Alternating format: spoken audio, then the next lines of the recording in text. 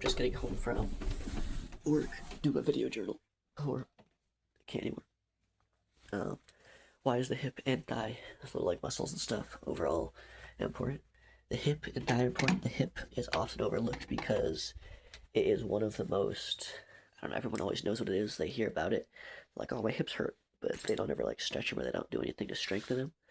Um, a lot of times, problems people have in my practice is that their hips cramp. That's because they're not drinking enough water and getting enough, I think, stuff before practice. So within the practice, their ankles cramp and their shins cramp.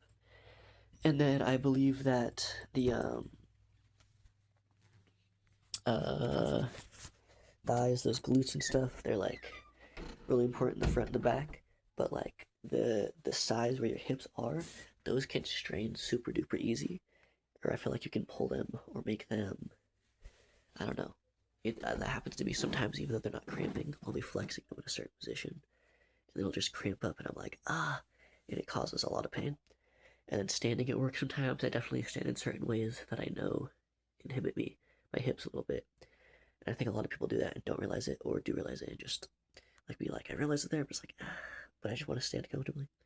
Um, some things you can do are plyometrics. Plyometrics are good for building some good functional strength, good functional speed. Um, Being able to do explosive movements and stuff is obviously going to have your hips feeling and being better.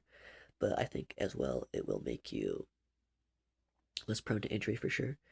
Um, Obviously, hopefully, training overall is making you less prone to injury. But I feel like adding those exercises to your regimen, whether it be band resisted hip training, where like you're lifting your leg up off the ground using your hip, using those leg muscles, or doing a plank and going on your side and lifting your leg up, or doing those targeted like um, hip plyometric, like just they involve the hip as well, quick turning and quick motions and a lot of flexibility involved.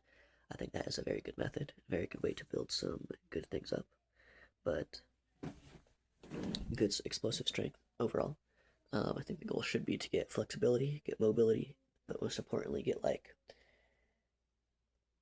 basic mobility without pain. I feel like is the goal, and a lot of people can do that with their hips if they just stretch, do some daily stretching, 5 to 10 minutes. I feel like if you focus on the hips would be good enough, and maybe 2 times a week plyometrics, and you'd be all good to go.